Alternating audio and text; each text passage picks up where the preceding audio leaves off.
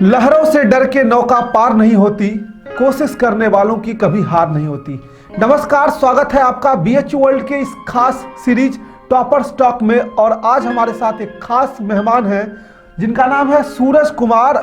इन्होंने 302 नंबर लाके BHU BA प्रवेश परीक्षा में बीए सोशल साइंसेस में इनका रैंक 1 था और बीए आर्ट्स में इनका रैंक 2 था, जबकि बीए आर्ट्स में इनकी कैटेगरी ओबीसी रैंक जो थी वह 1 थी। तो सबसे पहले तो सूरज आपको बहुत बहुत शुभकामनाएं इस प्रवेश परीक्षा में रैंक 1 अचीव करने के लिए। धन्यवाद सर। थोड़ा सा मैं इनका परिचय दे दूं। नाम तो आपको पता चल गया कि सूरज कुमार इनका नाम है, पहले भी आप परिचित थे।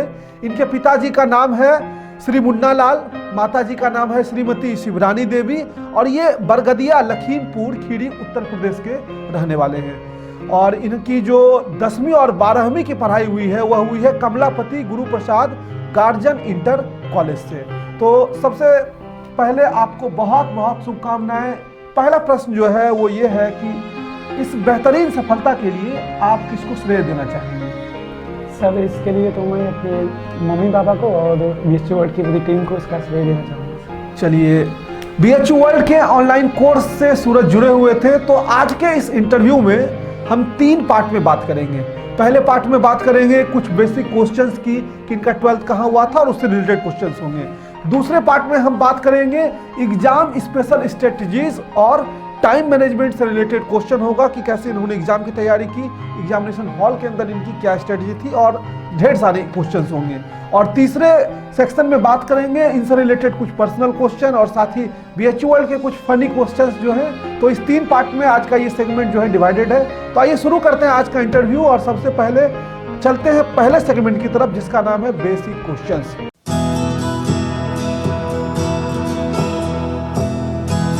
चलिए, तो पहले सेगमेंट की शुरुआत करते हैं। कुछ बेसिक क्वेश्चंस जो है वो लेते हैं। सूरज, आपने 12th की पढ़ाई जो है वो किस स्ट्रीम से की और आपका कौन कौन सा विषय था 12th में, ये बताइए। सर, 12th में मेरा फिजिक्स, केमिस्ट्री और मैथ्स था और हिंदी और इंग्लिश।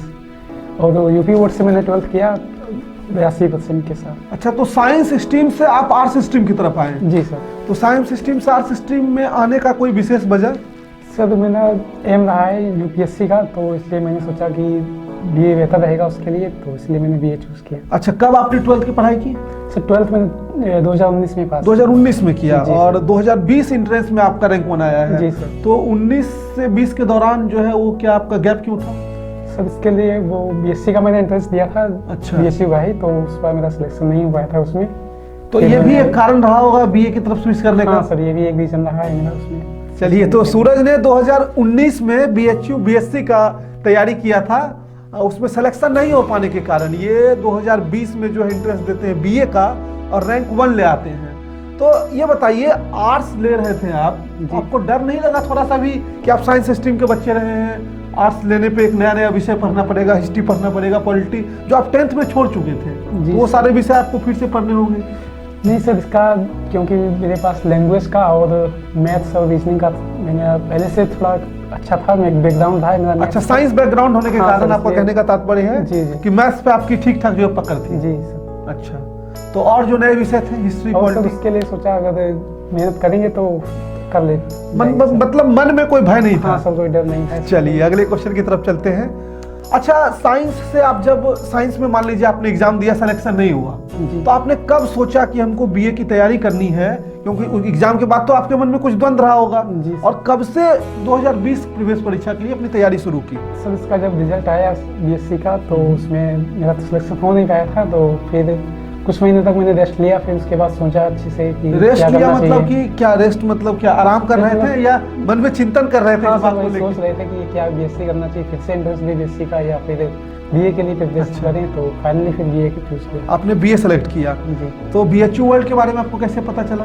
ये सब जब बीए मैंने चूज किया तो फिर उसका सिलेबस वगैरह मुझे चाहिए था, तो यूट्यूब पे जब मैंने सर्च किया तो आप लोगों की वीडियो सब उस पर देखा, फिर डेमो वीडियोस भी देखे, तो अच्छा लगा कि मुझे हाँ साथ ज्वाइन करना चाहिए, तो फिर मैंने बीएचयू वर्ल्ड ज्वाइन किया। चलिए, अच्छा ये बताइए, जब आप बीएचयू वर्ल्ड क्लास ज्वाइन किए, जी, चूंकि ऑनलाइन क्लासेस थी, ऑनलाइन क्लासेस को लेके लोगों के मन में कई प्रकार के द्वंद्व रहते हैं कि कैसा होगा, किस तरह से ये लोग पढ़ाएंगे।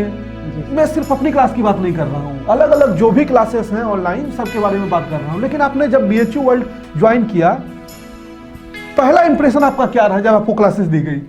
सर पहला इंप्रेशन यही था कि पहले इससे पहले जब मैं पढ़ाई करता था तो उसमें रेगुलरिटी नहीं थी। अच्छा। जब मन करा तो पढ़ा, जब नहीं तो नहीं पढ़ा। फिर उसके बाद जब BSc वर्ल्ड ज्वाइन किया तो रेगुलरली उसमें लेक्चर्स जाते थे, उसको टाइम टू टाइम देखते थे और नोट्स बनाते थे उसके, तो एक रेगुलरिटी आई उसके बाद पढ़ाई करने में। अच्छा, BHU वर्ल्ड ज्वाइन करने के बाद आप में एक रेगुलरिटी आई। जी। चलिए अगले सेक्शन की तरफ बढ़ते हैं, और अगले सेक्शन में बहुत इंपॉर्टेंट क्वेश्चंस हैं जो बच्चे BHU की तैयारी करना चाहते हैं 2021 के लिए, उनके लिए ये सेशन जो है वो बहुत इंपॉर्टेंट है, क्योंकि एक टॉपर आपको अपनी स्ट्रैटेजी के बारे में बताएगा, अपनी बुक लिस्ट के बारे में बताएंगे कि किस तरीके से इन्होंने पूरे साल जो है वो तैयारी की।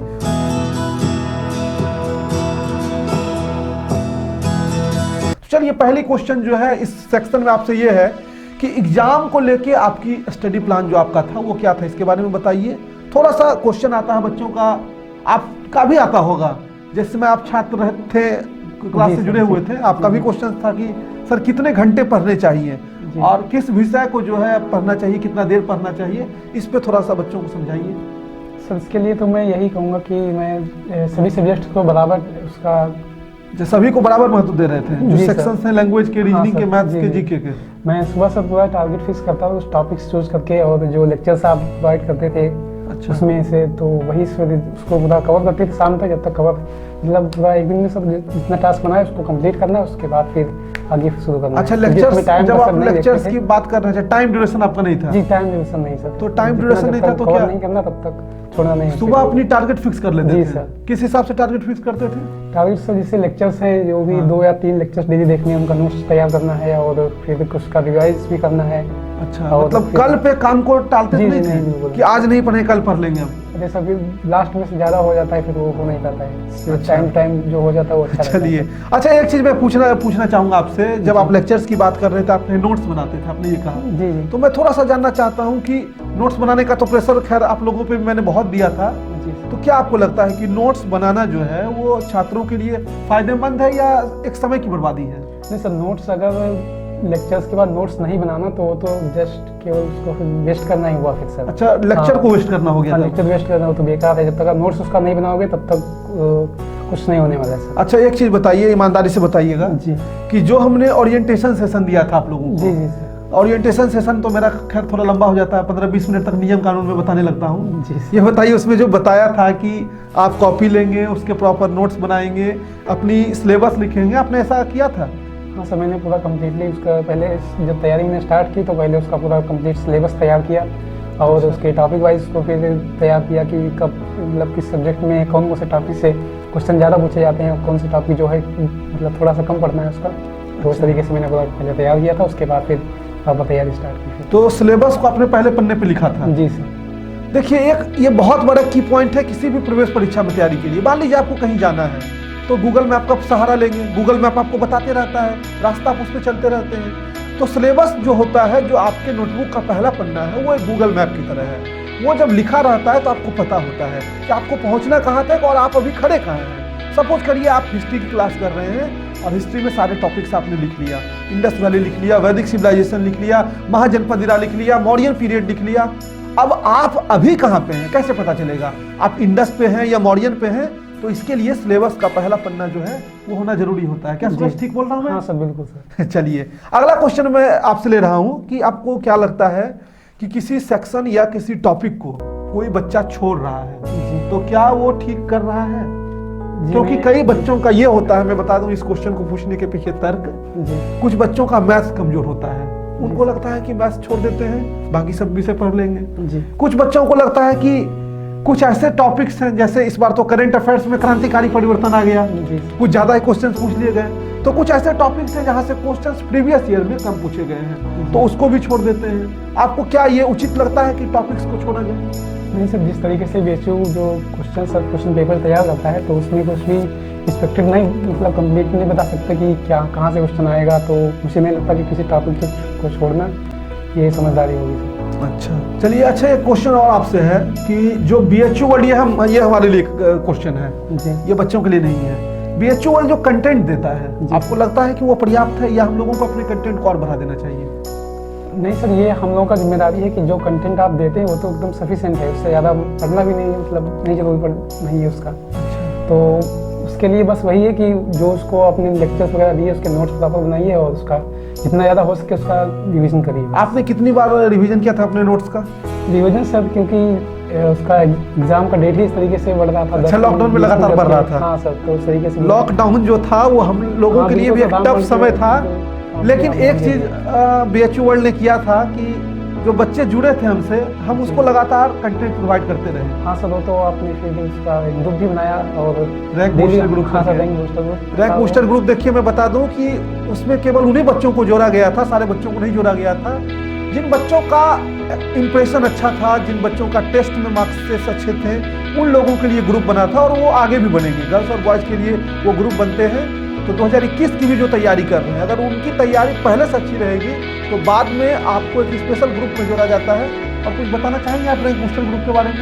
जी बिल्कुल, इसमें क्योंकि ग्रुप का जो था उसमें सारे लोग जो भी थे, रैंक बूस्टर ग्रुप था उसका नाम ही, तो जो भी अच्छे स्टूडेंट थे वहाँ पे, वो जो भी क्वेश्चन अभी इससे पूछना होता था या कोई डाउट है तो उसमें ग्रुप में डाल देते थे, उसका पूरा सोल्यूशन। अच्छा, शुरू में तो आप लोगों को लगा होगा कि ये ग्रुप तो किसी काम का नहीं है, क्योंकि उसमें बड़ा टफ नियम था। हाँ सर, स्टार्टिंग में थोड़ा था, मैसेज का ज़्यादा नहीं कर सकते थे, लेकिन फिर जैसे जैसे टाइम आगे हुआ फिर आपने थोड़ा छूट की, लिबर्टी आप लोगों को मिलती चली गई। और आज क्या कंडीशन है उस ग्रुप का? जो बच्चे उस ग्रुप के हैं वो बताइए कि आज आपके ग्रुप की क्या कंडीशन है। पहले तो सिर्फ एडमिन्स मैसेज था, फिर बाद में दिया गया कि भाई कुछ भेज सकते हैं आप। हाँ सर, फिर दिया गया कि थोड़ा बहुत भेज सकते हैं। चलिए अगले क्वेश्चन की तरफ चलते हैं। अच्छा, आपके ग्रुप में किसी से दोस्ती हुई थी? नहीं सर, ग्रुप में ऐसे थे दोस्त, एक लोग बन गए थे ऐसे, मतलब किसी से उस तरह से विशेष कनेक्शन के अपना अलग ग्रुप बना लिया? हाँ वो सर, वो अभी तब नहीं, उसके बाद में फिर बना ग्रुप। अच्छा चलिए, तो आपका अभी उस ग्रुप में 2-3 बच्चों का नाम बताइए जो आपके फ्रेंड लिस्ट में है। हाँ सर, एक कमल है और साकेत मिश्रा है, अंकुश कुशवाहा है और भी हैं सब कई लोग। चलिए, सभी लोगों को जो है शुभकामनाएं आगे के लिए। चलिए अगले क्वेश्चन की तरफ बढ़ते हैं। अच्छा, एग्जाम को लेकर आप क्या सोचते थे? BHU एंट्रेंस का थोड़ा सा एक हवा तो है, लेकिन आपकी क्या सोच थी कि एग्जाम जो है वो बहुत भारी है या बहुत आसान है? नहीं सर, ये क्योंकि वो BHU वर्ल्ड जब मैंने ज्वाइन किया तो एक कॉन्फिडेंस आया कि अब उसका टेंशन नहीं रहा मुझे कि अब एग्जाम कैसा होगा, अच्छा होगा, बुरा होगा। मैंने सोचा अब चलो तैयारी करते हैं, जो उसका रिजल्ट होगा वो देखा जाएगा। तो भारी हल्का नहीं सोचे थे कि भारी है या हल्का एग्जाम? नहीं, उसका सब पैसा तो रहता है कि एग्जाम का पता नहीं क्या होगा उसमें। अच्छा, मन में ये कही था प्रश्न कि कितने बच्चे एग्जाम दे रहे हैं? 40-50 हज़ार बच्चे एग्जाम दे रहे हैं। हाँ सर, उसका तो था बिल्कुल, ज़्यादा बच्चे उसमें। चलिए नेक्स्ट क्वेश्चन की तरफ चलते हैं। अच्छा, कुछ क्वेश्चंस जो है वो टाइम मैनेजमेंट को लेकर आते हैं। तो टाइम मैनेजमेंट को लेकर आपकी क्या प्लानिंग है कि किस तरीके से बच्चे को क्वेश्चन पेपर के लिए टाइम मैनेज करना चाहिए? साथ ही दूसरा टाइम मैनेजमेंट से रिलेटेड क्वेश्चन है कि अपनी पढ़ाई के दौरान जो अलग अलग विषय हैं उस पर कैसे टाइम मैनेज करना चाहिए? सर, टाइम मैनेजमेंट के लिए तो जो टेस्ट सीरीज थी आपकी वो बहुत ही हम लोगों के लिए लाभदायक रही, क्योंकि इसमें 8 या 10 शायद टेस्ट सीरीज, हाँ 10 टेस्ट सीरीज थी। तो उसके बाद तो ये डर बिल्कुल खत्म हो गया। 7 पेड थे और 3 फ्री। हाँ सर, 3 फ्री थे और उसके बाद ये डर बिल्कुल खत्म हो गया कि वहाँ पे टाइम मैनेजमेंट कैसे करना है। अच्छा, टेस्ट सीरीज से क्या टाइम मैनेजमेंट को लेकर टेस्ट सीरीज से आपको क्या बेनिफिट हुआ? हाँ तो सर बिल्कुल हम लोग फ्री हो गए उससे, फिर कि यहाँ टाइम मैनेजमेंट वहाँ पे कैसे करना, क्या करना, वो पूरा 10 टेस्ट देने के बाद ये तो बिल्कुल डर खत्म हो गया था सर। अच्छा, सेक्शन वाइज आप एनालिसिस कभी करते थे कि इस सेक्शन में मुझे इतना समय मिला? हाँ सर, वो देखते थे बाद में, टेस्ट देने के बाद में फिर उसको देखते थे क्या करना है उसमें, फिर कितना इम्प्रूवमेंट कर सकते हैं। चलिए, अच्छा एग्जाम देने के बाद आपको लगा था कि आप टॉपर बन जाएंगे? नहीं सर, एग्ज़ाम देने के बाद तो ऐसा नहीं लगा, लेकिन क्योंकि वहाँ से जो भी मतलब निकलो सबसे सब यही बोलते थे कि एग्ज़ाम बहुत आसान अच्छा, था। आप पूछे थे सेंटर के बाहर पूछे थे कोई हाँ बच्चों से कैसे? से पूछे तो वही बताया कि अच्छा मतलब एग्ज़ाम बहुत अच्छा हुआ और यही से बोल रहे थे। अच्छा, मैं जब पहला बच्चा से मिला, मैं और ऋषभ सर था, जी। मैं पहले बच्चे से मिला, मैंने उसको पूछा कि ये बताओ साइकोलॉजी और सोशियोलॉजी के क्वेश्चन भी आए हैं क्या? उसने कहा हाँ 15 क्वेश्चन आए हैं। मैंने सर पे ऐसे हाथ रखा, कहा बेकार ही मैंने इस पोर्शन को छोड़ा था, पिछले बार मैथ्स बढ़ा दिया, इस बार सोशियोलॉजी साइकोलॉजी ऐड कर दिया। फिर पीछे से एक बच्चा आया, उसके हाथ में क्वेश्चन था, मैंने कहा क्वेश्चन दो भाई। क्वेश्चन को मैंने तुरंत पलट के देखा, एक भी क्वेश्चन सोशियोलॉजी साइकोलॉजी का नहीं था। जी नहीं था। खैर चलिए अगले प्रश्न की तरफ बढ़ते हैं। ये इस सेक्शन का अंतिम क्वेश्चन है कि बुक लिस्ट को लेके बहुत क्वेश्चंस रहते हैं कि किस किस बुक को फॉलो करें, कितना पढ़ें। तो कुछ बोलना चाहेंगे कि आप किन किन किताबों को फॉलो करते थे और क्या क्या आपकी स्ट्रेटजी थी इसमें? सर बुक लिस्ट के लिए तो वही ड्यूशन का हो जाएगा जीके जीएस के लिए, वो उतना सब काफ़ी है, उतना रहता है उसमें से। अच्छा। और मैंने तो सब मैथ्स और रीजनिंग के लिए जो आपने वो पीडीएफ प्रोवाइड की थी उसी को से प्रैक्टिस करते थे, और बस इसका एक्स्ट्रा कुछ प्रैक्टिस नहीं किया था? इसके अलावा तो कुछ नहीं सर, और लैंग्वेज के लिए भी थोड़ा बहुत तो पढ़ लिया बस। चलिए, तो बुक लिस्ट में लूसेंट जो है, हाँ सर, लूसेंट तो खैर सबको रखना ही है। लूसेंट तो मान लीजिए बिना लूसेंट के कोई भी छात्र, क्या हर एक व्यक्ति को जिनको पीसीएस तक का एग्जाम देना है, वो जिनको यूपीएससी भी देना है, कभी कभी वो भी लूसेंट का प्रयोग करते हैं। तो लूसेंट तो खैर एक रामबाण है ना। जी सर। लेकिन क्या आपको लगता है कि लूसेंट में कितना पढ़ना है, ये इम्पोर्टेंट है हमारे लिए? हाँ सर, ये इसके लिए बिल्कुल बहुत ज़्यादा इम्पोर्टेंट है, क्योंकि इसमें जिस तरीके से क्वेश्चन पेपर होता है, तो हमें ये पता होना बहुत ज़रूरी है कि किस सेक्शन से क्वेश्चन नहीं पूछे जा रहे हैं। ये बहुत ज़रूरी है, क्योंकि कई बार क्या होता है कि हम वो सेक्शन में तैयार कर लेते हैं जहाँ से क्वेश्चन ज़्यादा नहीं अच्छा, आते हैं। आपका कहना है कि क्या पढ़ना ये तो इम्पोर्टेंट है ही, हाँ, क्या छोड़ना है ये भी इम्पोर्टेंट है सर। चलिए, तो इसके लिए बीएचयू वर्ल्ड की स्ट्रेटेजी हाँ, वीडियो जो है वो जाती रहती है। अच्छा, ऑलमोस्ट मैंने सारे क्वेश्चंस जो हो सकते हैं एक छात्र से, एक टॉपर से, वो मैंने पूछ लिया। अगर आपके मन में और कोई क्वेश्चन होगा तो आप कमेंट बॉक्स में बताइएगा। मैं इनको जब अगली बार बुलाऊंगा तो वो क्वेश्चन पूछूंगा। तैयार रहिएगा सूरज आप। हाँ सर। कुछ मैं आपसे पर्सनल क्वेश्चन पूछ लेता हूँ इसको समाप्त करने से पहले, इस इंटरव्यू को।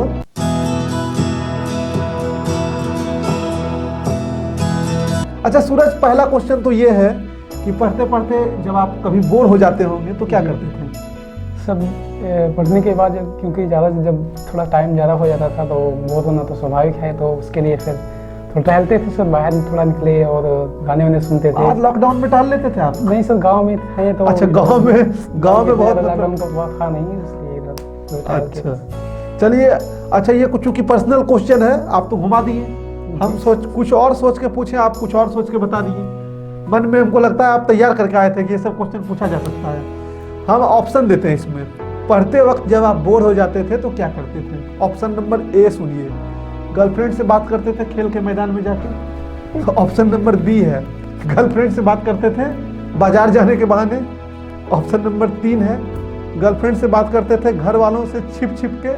ऑप्शन नंबर 4 है ऑल द अबव।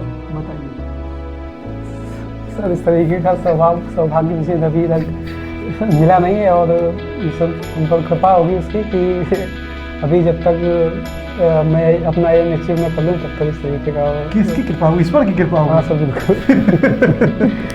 मेहरबानी करेंगे। चलिए, आप स्किप कर दिए फिर से क्वेश्चन को। चलिए, हम दोबारा नहीं पूछेंगे।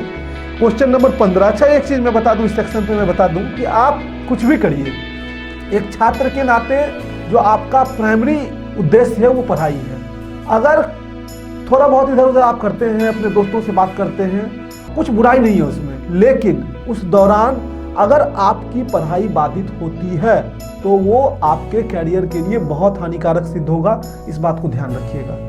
अच्छा, अपनी हॉबी के बारे में कुछ बताएंगे कि आपके क्या कुछ शौक? मैं राइटिंग का शौक है सब, कविताएं लिखते हैं? कुछ कविताएं हैं याद?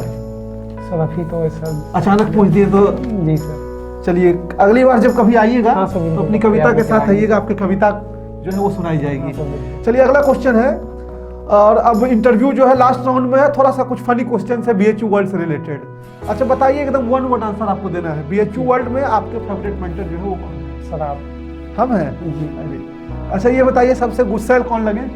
ऋषभ सर। ऋषभ सर से तो सब जो है, ऋषभ सर तो सबसे एकदम बहुत बाबू बाबू करके बात करते हैं। नहीं सर, हमें डर लगता है ऋषभ सर से। क्यों, क्या कर दिया? ऐसा कुछ किए थे? हाँ सर, वो एक बार सर उसमें ग्रुप में सर ने भेजा था होमवर्क करने के लिए।